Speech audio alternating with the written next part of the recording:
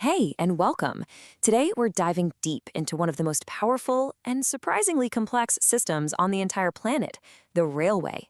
We're going to go on a journey that starts with the physics of a single spinning wheel and ends with a massive global network of freight corridors. So, yeah, let's get rolling. It sounds like a bit of a trick question, doesn't it? But the answer connects the most fundamental rules of our universe to the crazy complex logistics that power our world today. And trust me, by the end of this, you'll see exactly how a guy like Isaac Newton is basically helping deliver your packages. So, to really get what a train is all about, we've got to start with the basics, the really basic basics. We're talking about the fundamental forces that even allow a train to exist in the first place, the invisible physics that turns a hunk of stationary steel into a moving giant. At its heart, a train is just a machine. A truly magnificent one, but a machine nonetheless. And this definition is really key. It's not just a big vehicle, it's an energy converter. It takes potential energy, whether that's from diesel or electricity, and transforms it into the useful work of hauling immense weight over huge distances. You can almost think of it as a rolling power station. Now, here's where it gets really cool. A couple of Newton's laws of motion pretty much explain everything about getting a train going. The first law, inertia, tells us that an object at rest wants to stay at rest. And believe me, a 1,000-ton freight train really wants to stay at rest. The engine's whole job is to overcome that massive inertia. And that's where the second law kicks in. You apply a huge external force, and the train doesn't just budge, it accelerates. It's just pure, beautiful physics right there on the tracks. Okay, so the engine is creating all this force, but that force is pushing in a straight line. A train, though, it moves because its wheels spin. So how in the world do you turn that straight line push into rotation? This is the final and, frankly, brilliant piece of the whole physics puzzle. The answer is torque. This is the magic ingredient right here. The engine doesn't just push, it applies that force at a distance from the center of the axle. And that turning force, that torque, is what gets the wheel spinning and converts all that engine power into forward motion. It's actually pretty simple. No torque, no rotation, no moving train. Period. All right, so our train is moving, at least in our physics notebook it is. Let's get it onto a real track. And to do that, we need to learn to speak the language of the railway. It's this whole specialized vocabulary that makes sure everything is safe and efficient across the entire network.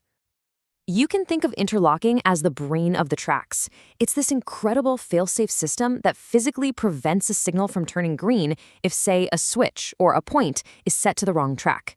It literally makes it impossible to accidentally route two trains onto the same piece of track. It's the silent, automated guardian keeping watch over the line. And from that high-tech brain, we go to something that's surprisingly simple but incredibly effective. A detonator is basically a small controlled firework for the railway. In an emergency or to protect crews working on the line, these little discs are placed on the reel. When a train runs over it, there's this loud bang, an unmistakable, you can't miss its signal for the driver to stop immediately. It's a real low-tech solution for a very high-stakes problem. Now this is the railway's ultimate do not enter sign. It's non-negotiable. When engineers need to take possession of a section of track to do maintenance, this board marks the absolute limit. It's a big, clear, visual command backed up by red lights and the word stop. It's all about making sure that a work zone stays a safe zone. So, we've got the physics down, we know some of the local lingo. But what happens when a train has to go from one country to another? Well, this is where the complexity just explodes. Suddenly, trains have to navigate this maze of invisible borders, technical ones, legal ones, and operational ones. It all comes down to one big word: interoperability. And it's a battle fought on three different fronts. First, you've got the technical stuff. Physical differences, like track gauge, which is just the distance between the rails. A train built for Spain's wider tracks literally can't run on France's standard ones. Then you have the legal and operational layers. Every country has its own laws, its own rules, its own contracts, like these things called CIM and SMGS consignment notes, which are basically passports for cargo. Getting all of these different systems to talk to each other, that's one of the biggest headaches in global logistics. For decades, fixing these border problems meant physically changing out the wheel sets on trains or painstakingly redoing mountains of paperwork. But today, the solution is becoming way less about steel and way more about data. We're building a smarter railway. And this chart really shows you just how powerful these smart solutions are. A recent study by the International Union of Railways, the UIC, found that e-interoperability, which is basically just making all the digital systems work together, could be responsible for almost half of all future growth in rail freight. And how does it do that? By cutting prices and, this is the big one, making those border crossings way, way faster.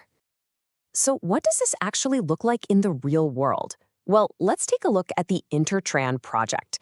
It is a fantastic example of using technology to build a totally seamless link for goods moving between Asia and Russia. I mean, this quote really says it all. By swapping out paper for data and creating this shared digital space for ports, customs, and railways, they were able to shave 4 entire days off the journey. In the world of logistics, that is huge. You're not just saving time, you're boosting reliability, you're lowering costs, you're creating a massive competitive advantage. And if we zoom in a little closer, the results are even more staggering. Just look at this chart. Getting an application approved went from taking a full 24 hours down to 1 minute. Document authentication dropped from 12 hours to 10 minutes. These aren't just small tweaks. This is a total transformation of the process, and it's all powered by shared, trusted digital information. Now, digital projects like Intertran are amazing, but they need coordination at an even higher level. To make entire corridors work, we're talking routes that cross multiple countries. You need something that's kind of like air traffic control, but for trains. And this is how it gets done. There's this multi-layered governance structure. So at the very top, you've got the overseeing level. Think government ministers setting the big picture policy. Below them, you have an executive level, like a management board, that turns that policy into an actual strategy. And then, on the ground, you have the operational groups, the experts from the railways and customs who figure out the real nuts and bolts of making it all work day to day. So what's on their to-do list? Well, pretty much everything you see here. They coordinate massive infrastructure projects. They hunt down and fix bottlenecks.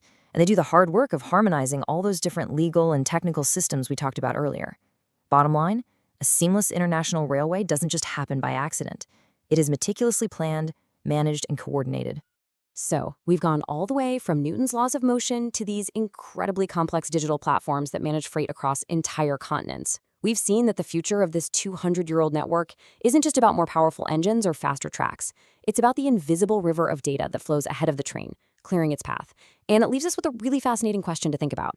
As data becomes just as important as steel, could the world's oldest transport network be on the verge of becoming its most advanced?